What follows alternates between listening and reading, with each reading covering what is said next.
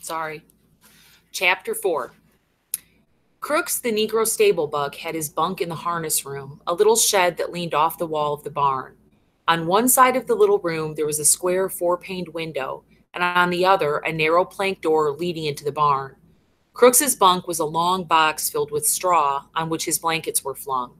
On the wall by the window, there were pegs on which hung broken harnesses in process of being mended, strips of new leather, and under the window itself, a little bench for leather working tools, curved knives, and needles and balls of linen thread, and a small hand riveter. On pegs were also pieces of harness, a split collar with the horsehair stuffing sticking out, a broken hame, and a trace chain with its leather covering split. Crooks had his apple box over his bunk, and in it a range of medicine bottles, both for himself and for the horses. There were cans of saddle soap and a drippy can of tar with its paintbrush sticking over the edge. And scattered about the floor were a number of personal possessions, for being alone, Crooks could leave his things about, and being a stable buck and a cripple, he was more permanent than the other men, and he had accumulated more possessions than he could carry on his back. Crooks possessed several pairs of shoes, a pair of rubber boots, a big alarm clock, and a single-barreled shotgun. And he had books, too, a tattered dictionary, and a mauled copy of the California Civil Code for 1905. There were battered magazines and a few dirty books on a special shelf over his bunk. A pair of large, gold-rimmed spectacles hung from a nail on the wall above his bed. This room was swept and fairly neat, for Crooks was a proud, aloof man. He kept his distance and demanded that other people keep theirs. His body was bent over to the left by his crooked spine, and his eyes lay deep in his head, and because of their depth, seemed to glitter with intensity. His lean face was lined with deep black wrinkles, and he had thin, pain-tightened lips which were lighter than his face. It was Saturday night. Through the open door that led into the barn came the sound of moving horses, of feet stirring, of teeth champing on hay, of the rattle of halter chains. In the stable buck's room, a small electric globe threw a meager yellow light. Crooks sat on his bunk. His shirt was out of his jeans and back. In one hand, he held a bottle of liniment, and with the other, he rubbed his spine. Now and then, he poured a few drops of the liniment into his pink-palmed hand and reached up under his shirt to rub again. He flexed his muscles against his back and shivered. Noiselessly, Lenny appeared in the open doorway and stood there looking in, his big shoulders nearly filling the opening. For a moment, Crooks did not see him, but on raising his eyes, he stiffened and a scowl came on his face. His hand came out from under his shirt. Lenny smiled helplessly in an attempt to make friends. Crooks said sharply, "You ain't got no right to come in my room. This here's my room. Nobody got any right in here but me." Lenny gulped, and his smile grew more fawning. I ain't doing nothing," he said. "Just come to look at my puppy, and I seen your light," he explained. "Well, I got a right to have a light. You go on and get out of my room. I ain't wanted in the bunkhouse, and you ain't wanted in my room." "Well, why ain't you wanted?" Lenny asked. "'Cause I'm black. They play cards in there, but I can't play because I'm black. They say I stink. Well, I tell you, you all stink to me." Lenny flapped his big hands helplessly.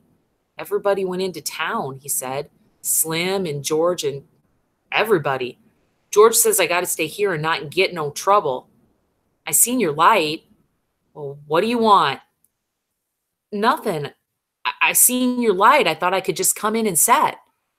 Crooks stared at Lenny, and he reached behind him and took down the spectacles and adjusted them over his pink ears and stared again.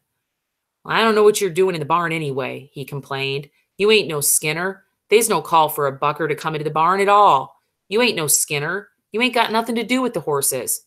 "The pup," Lenny repeated. "I come to see my pup." "Well, go see your pup then. Don't come in a place where you're not wanted." Lenny lost his smile. He advanced a step into the room, then remembered, and back to the door again. "I looked at him a little. Slim says I ain't to pet him very much." Crooks said, "Well, you've been taking him out of the nest all the time. I wonder the old lady don't move him someplace else." "Oh, she don't care. She lets me." Lenny had moved into the room again. Crooks scowled, but Lenny's disarming smile defeated him. "Well, come on in and set a while," Crooks said. "Long as you won't get out and leave me alone, you might as well set down." His tone was a little more friendly. "All the boys gone into town, huh?" Okay, at this point, you might want to stop and reread your theme sheet. You're starting to see the development of one of the themes, both in Lenny and in Crooks. And so kind of give your themes a look and be thinking about them and paying close attention as to what's going on in this scene with Crooks and Lenny. All but old Candy. He just sits in the bunkhouse sharpening his pencil and sharpening and figuring. Crooks adjusted his glasses. Figuring? What's Candy figuring about? Lenny almost shouted, "About the rabbits!" "You're nuts," said Crooks. "You're crazy as a wedge. What rabbits are you talking about?" "Well, the rabbits we're going to get, and I get to tend them and cut the grass and give them water and like that." "Just nuts," said Crooks. "I don't blame the guy you travel with for keeping you out of sight." Lenny said quietly, "It ain't no lie. We're going to do it. Going to get a little place and live on the fat of the land." Crooks settled himself more comfortably on his bunk.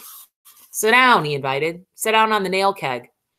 Lenny hunched down on the little barrel. "You think it's a lie," Lenny said, "but it ain't no lie. Every word's the truth, and you can ask George." Crooks put his dark chin into his pink palm. "You travel around with George, don't you?"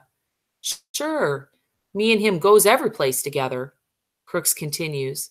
"Sometimes he talks and you don't know what the hell he's talking about. Ain't that so?" He leaned forward, boring Lenny with his deep eyes. "Ain't that so?" "Yeah, sometimes. Just talks on and you don't know what the hell it's all about?" "Yeah, sometimes, but not always." Crooks leaned forward over the edge of his bunk. "I ain't a Southern Negro," he said. "I was born right here in California. My old man had a chicken ranch about 10 acres. The white kids come to play at our place, and sometimes I went to play with them, and some of them were pretty nice. My old man didn't like that. I never knew till long later why he didn't like that, but I know now." He hesitated, and when he spoke again, his voice was softer. "There wasn't another colored family for miles around here, and now there ain't a colored man on this ranch, and there's just one family in Soledad." He laughed. "If I say something, why, it's just a saying it." Lenny asked, "How long do you think it'll be before them pups will be old enough to pet?" Crooks laughed again. "Well, a guy can talk to you and be sure you won't go blabbing. Couple of weeks and them pups will be all right. George knows what he's about. Just talks and you don't understand nothing." He leaned forward excitedly. "This is just a talking and a busted, so it don't mean nothing, see? You couldn't remember it anyways. I seen it over and over. A guy talking to another guy, and it don't make no difference if you don't hear or understand. The thing is, they're talking, or they're setting still not talking. It don't make no difference, no difference." His excitement had increased until he pounded his knee with his hand. "George can tell you screwy things, and it don't matter. It's just the talking. It's just being with another guy. That's all." He paused. So stop there again. Think about this conversation and think about how this relates to one of your themes. It actually relates to two of them, okay? But there's definitely some stuff going on that you could be doing some journal entries about. There's going to be another aspect of their conversation that happens very quickly that's going to be an example of a third one of your themes, okay? So really be paying close attention here. His voice grew soft and persuasive. "Suppose George don't come back no more. Suppose he took a powder and just ain't coming back. What'll you do then?" Lenny's attention came gradually to what had been said. "What?" he demanded. "I said suppose George went into town tonight and you never heard of him no more." Crooks pressed forward some kind of private victory. "Just suppose that," he repeated. "Well, he won't do it," Lenny cried. "George wouldn't do nothing like that. I've been with George a long time. He'll come back tonight." But the doubt was too much for him. "Don't you think he will?" Crook's face lighted with pleasure in his torture. "Nobody can't tell what a guy will do," he observed calmly. "Let's say he wants to come back and can't. Suppose he gets killed or hurt so he can't come back." Lenny struggled to understand. "George won't do nothing like that," he repeated. "George is careful. He won't get hurt. He ain't never been hurt because he's careful." "Well, just suppose he don't come back. What do you do then?" Lenny's face wrinkled with apprehension. I don't know. Say, what are you doing anyways? He cried. This ain't true. George ain't got hurt. Crooks bored in on him. Want me to tell you what'll happen? They'll take you to the booby hatch. They'll tie you up with a collar, like a dog. Suddenly, Lenny's eyes centered and grew quiet and mad. He stood up and walked dangerously toward Crooks. Who hurt George? He demanded. Crooks saw the danger as it approached him. He edged back on his bunk to get out of the way. I was just supposing, he said. George ain't hurt. He's all right. He'll be back all right. Lenny stood over him. What are you supposing for? Ain't nobody gonna suppose no hurt to George. Crooks removed his glasses and wiped his eyes with his fingers. Just sit down, he said. George ain't hurt. Hey, think about that episode that just took place with Crooks not being very nice to Lenny, and kind of purposely being mean to Lenny. And look at your theme sheet and think about what that might go with on your theme sheet. Okay. Lenny growled back to his seat on the nail keg. Ain't nobody gonna talk no hurt to George, he grumbled. Crooks said gently, well, maybe you can see it now. You got George.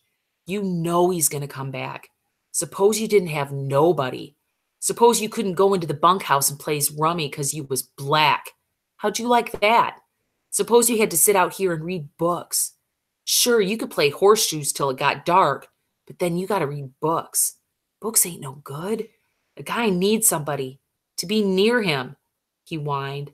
A guy goes nuts if he ain't got nobody. Don't make no difference who the guy is, long as he's got you. I tell ya, he cried.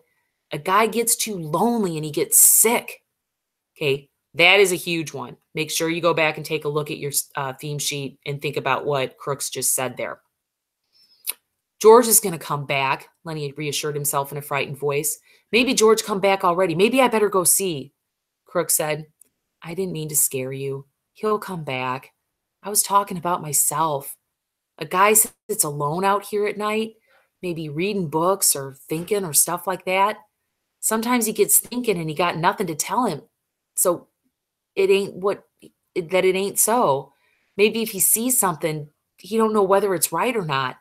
He can turn to some other guy and ask if he sees it too. He can't tell. He got nothing to measure by. I seen things out here.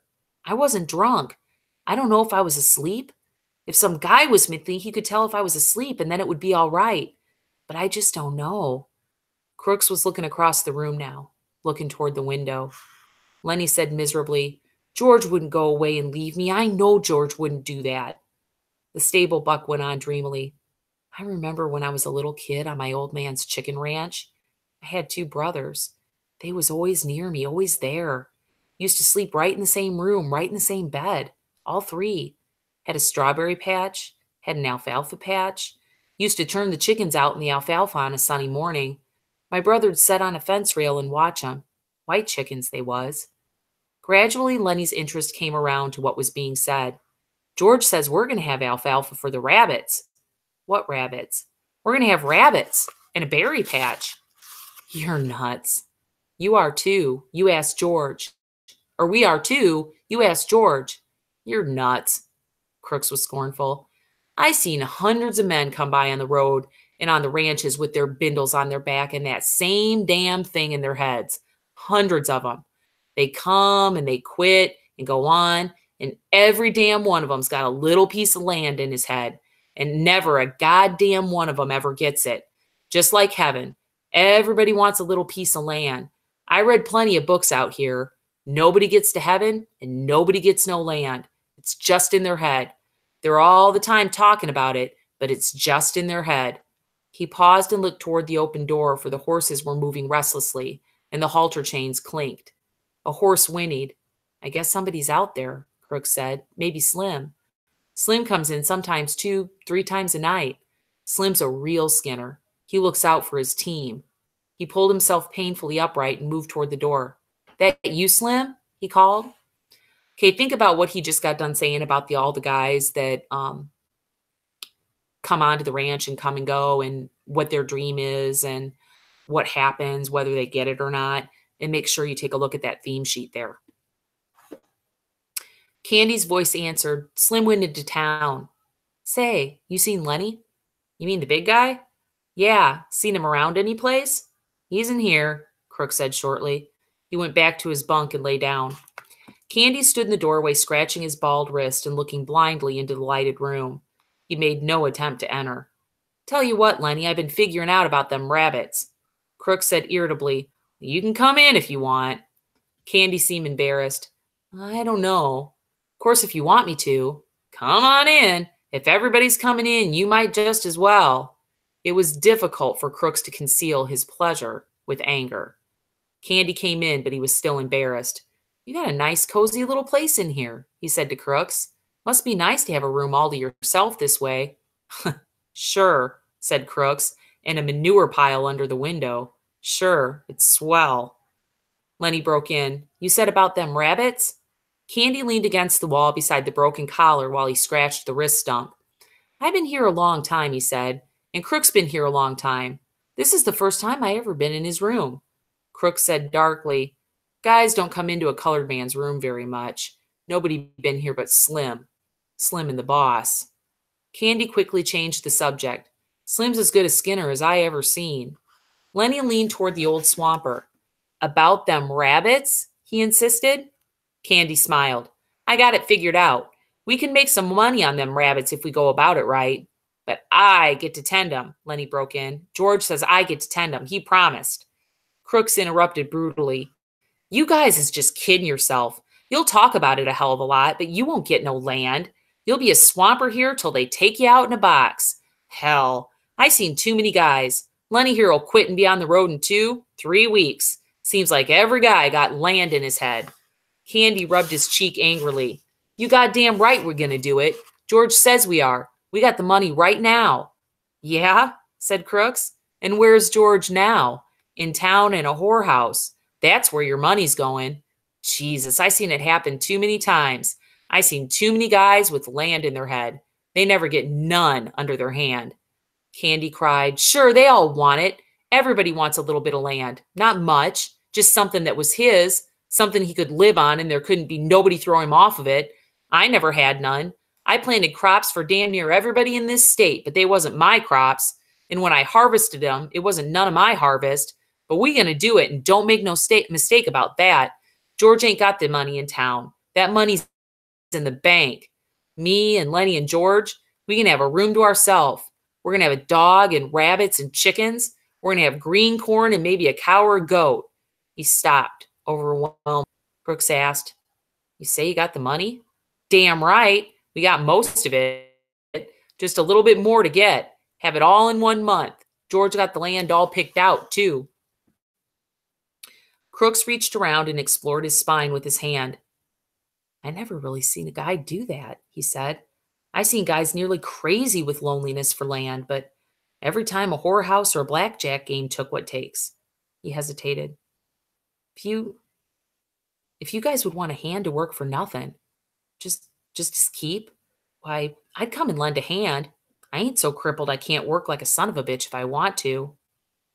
Okay, stop there and think about what Crooks just said to them about wanting to come along with them, and take a look in your theme sheet and think about that.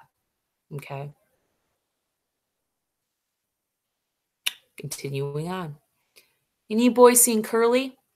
They swung their head toward the door. Looking in was Curly's wife. Her face was heavily made up. Her lips were slightly parted. She breathed strongly as though she'd been running. Curly ain't been here, Candy said sourly. She stood still in the doorway, smiling a little at them, rubbing the nails of one hand with the thumb and forefinger of the other, and her eyes traveled from one face to the other. They left all the weak ones here, she said finally. Think I don't know where they all went? Even Curly? I know where they all went. Lenny watched her, fascinated, but Candy and Crooks were scowling down away from her eyes. Candy said, Then if you know, why you want to ask us where Curly's at? She regarded them amusedly. Funny thing, she said. If I catch any one man and he's alone, I get along fine with him. But just let two of the guys get together and you won't talk. Just nothing but mad. She dropped her fingers and put her hands on her hips. You're all scared of each other, that's what. Every one of you scared the rest is going to get something on you. After a pause, Crooks said, Maybe you better go along to your own house now. We don't want no trouble. Well, I ain't giving you no trouble. Think I don't like to talk to somebody every once in a while? Think I like to stick in that house all the time? Candy laid the stump of his wrist on his knee and rubbed it gently with his hand. And then he said accusingly, "You got a husband. You got no call fooling around with other guys causing trouble." Okay, think about what Candy's wife, or Curly's wife rather, just said there, and look at your theme sheet. The girl flared up. "Sure, I got a husband. You all seen him. Swell guy, ain't he? Spends all his time saying what he's going to do to guys he don't like, and he don't like nobody. Think I'm going to stay in that 2x4 house and listen how Curly's going to lead with his left twice and then bring in the old right cross? 1-2, he says. Just the old 1-2 and he'll go down." She paused and her face lost its sullenness and grew interested. "Say, what happened to Curly's hand?" There was an embarrassed silence. Candy stole a look at Lenny. Then he caught. "Why, Curly, he got his hand caught in a machine, ma'am. Bust his hand." She watched for a moment and then she laughed. "Baloney. What you think you're selling me? Curly started something he didn't finish. Caught in a machine. Baloney. Why, he ain't give nobody the good 1-2 since he got his hand bust. Who bust him?" Candy repeated sullenly. "Got it caught in a machine." "All right," she said contemptuously. "All right. Cover him up if you wanna. What do I care? You bindlebum thinks you're so damn good. What do you think I am, a kid? I tell you, I could have went with shows. Not just one, neither. And a guy told me he could put me in pictures." She was breathless with indignation. "Saturday night, everybody out doing something, everybody. And what am I doing? Standing here talking to a bunch of bindle stiffs, and a dum-dum and a lousy old sheep, and liking it because they ain't nobody else." Again, look at your theme sheet. This is kind of related to the last time you stopped with her. Lenny watched her, his mouth half open. Crooks had retired into a terrible protective dignity of the Negro. But a sudden change came over Candy. He stood up suddenly and knocked his nail keg over backward. "I had enough," he said angrily. "You ain't wanted here. We told you you ain't. And I tell you, you got floozy ideas about what us guys amount to. You ain't got sense enough in that chicken head to even see that we ain't stiffs. Suppose you get us canned. Suppose you do. You think we'll hit the highway and look for another lousy 2-bit job like this? You don't know that we got our own ranch to go to and our own house. We ain't got to stay here. Chickens and fruit trees in a place 100 times prettier than this. We got friends. That's what we got. Maybe there was a time when we were scared of getting canned, but we ain't no more. We got our own land, and it's ours, and we can go to it." Curly's wife laughed at him. "Ha, baloney," she said. "I seen too many of you guys. If you had 2 bits in the world, you'd be in getting 2 shots of corn with it and sucking the bottom of the glass. I know you guys." Candy's face had grown redder and redder, but before she was done speaking, he had control of himself. He was the master of the situation. "I might have knew," he said gently. "Maybe you better just go along and roll your hoop. We ain't got nothing to say to you at all. We know what we got, and we don't care whether you know it or not. So maybe you just better scatter along now, because Curly maybe ain't going to like his wife out in the barn with us bindle stiffs." She looked from one face to another, and they were all closed against her, and she looked longest at Lenny until he dropped his eyes in embarrassment. Suddenly she said, "Hey, where'd you get them bruises on your face?" Lenny looked up guiltily. "Who? Me?" "Yeah, you." Lenny looked to Candy for help, and then he looked at his lap again. "Got his hand caught in a machine," he said. Curly's wife laughed. "Okay, machine. I'll talk to you later. I like machines." Candy broke in. "You let this guy alone. Don't you do no messing around with him. I'm going to tell George what you says. George won't have you messing with Lenny." "Who's George?" she asked. "The little guy you come with?" Lenny smiled. "That's him," he said. "That's the guy, and he's going to let me tend the rabbits." "Pfft. Well, if that's all you want, I might get a couple of rabbits myself." Crooks stood up from his bunk and faced her. "I had enough," he said coolly. "You got no rights coming in a colored man's room. You got no rights messing around in here at all. Now you just get out and get out quick. If you don't, I'm going to ask the boss not to ever let you come in the barn no more." She turned on him in scorn. "Listen," she said, "you know what I can do to you if you open your trap?" Crooks stared hopelessly at her, and then he sat down on his bunk and drew into himself. She closed in on him. "You know what I could do?" Crooks seemed to grow smaller, and he pressed himself against the wall. "Yes, ma'am." "Well, you keep your place then. I could get you strung up on a tree so easy it ain't even funny." Crooks had reduced himself to nothing. There was no personality, no ego, nothing to arouse either like or dislike. He said, "Yes, ma'am," and his voice was toneless. For a moment, she stood over him as though waiting for him to move so that she could whip at him again. But Crooks sat perfectly still, his eyes averted, everything that might be hurt drawn in. She turned at last to the other two. "Stop there and take a look at your theme sheet, because what she just did to Crooks is a really good example of one of your themes." Okay. Old Candy was watching her, fascinated. "If you was to do that, we'd tell," he said quietly. "We'd tell about you framing Crooks." "Pfft, tell and be damned," she cried. "Nobody'd listen to you, and you know it. Nobody'd listen to you." Candy subsided. "No," he agreed. "Nobody'd listen to us." Lenny whined, "I wish George was here. I wish George was here." Candy stepped over to him. "Don't you worry none," he said. "I just heard the guys coming in. George will be in the bunkhouse right now, I bet." He turned to Curly's wife. "You better go home now," he said quietly. "If you go right now, we won't tell Curly you was here." She appraised him coolly. "I ain't sure you heard nothing." "Better not," he said. "If you ain't sure, you better take the safe way." She turned to Lenny. "I'm glad you bust up Curly a little bit. He got it coming to him. Sometimes I'd like to bust him up myself." She slipped out the door and disappeared into the dark barn. And while she went through the barn, the halter chains rattled, and some horses snorted, and some stamped their feet. Crooks seemed to come slowly out of the layers of protection he had put on. "Was that the truth you said about the guys come back?" he asked. "Sure, I heard 'em." "Well, I didn't hear nothing." "The gate banged," Curly said, and then he went on. "Jesus Christ, Curly's wife can move quiet. Guess she's had a lot of practice, though." Crooks avoided the whole subject now.